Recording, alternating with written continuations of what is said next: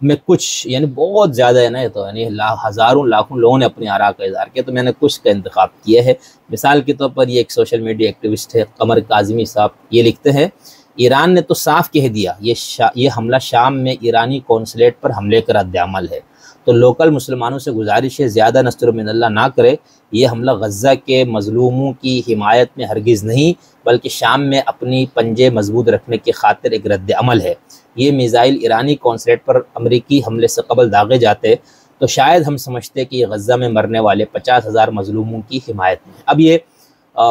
मसलकन मुझे नहीं पता, समझे इनका क्या है लिखने वाले का, लेकिन इसमें एक तो ये है कि ये बिल्कुल ठीक है, ईरान ने ख़ुद भी यही बयान दिया सब कुछ, लेकिन फिर जो इसको सिर्फ़ इस तनाजुर से देखकर जो आज से 7 महीने से जो कुछ हो रहा है और उसमें इसराइल हमास की सरपरस्ती में जो ईरान का जो कारकर्दगी है या उसका जो हिस्सा, उसको बिल्कुल नज़रअंदाज नहीं किया जा सकता। यानी इसका जवाब यूँ दिया जा सकता है कि भाई इसराइल ने अमेरिकी कौंसल खाने पर हमला क्यों किया था, समझे ना, यानी कि सफारत खाने पर हमला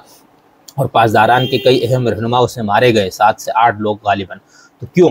क्या हुआ था? तो जाहिर बात है वो तो यही था ना कि भाई इस ईरान की हिमायत की वजह से ये हमास वाले हम पे हमारे साथ जो लड़ाई हो रही है उसके पीछे ईरान है, तो उस बुनियाद पर उसने उस पर हमला किया। खैर, इसरार अहमद खान साहब है, ये पॉलिटिकल इस्लाम और इस्लामी निज़ाम वगैरह के हामी हमारे दोस्त है, दोस्त से मुराद सोशल मीडिया पे हम इनके पोस्टें वगैरह पढ़ते हैं,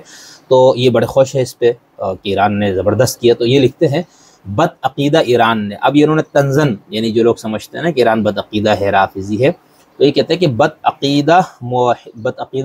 ईरान ने मुवहिदीन के ज़मीर पर ड्रोन मारा है, लेकिन कुछ फ़र्क नहीं पड़ने वाला, क्योंकि मुवहिदीन कहीं सैन्य खोलने, मंदिर बनाने में मसरूफ़ हैं, कहीं हुकूमतें बनाने गिराने में, कहीं ये मजाक उड़ाने में कि ईरानी मिसाइल बहुत स्लो आ रहे हैं, फिर कहीं मुसलमान ममालिक में ख़ुदकश हमला करने में।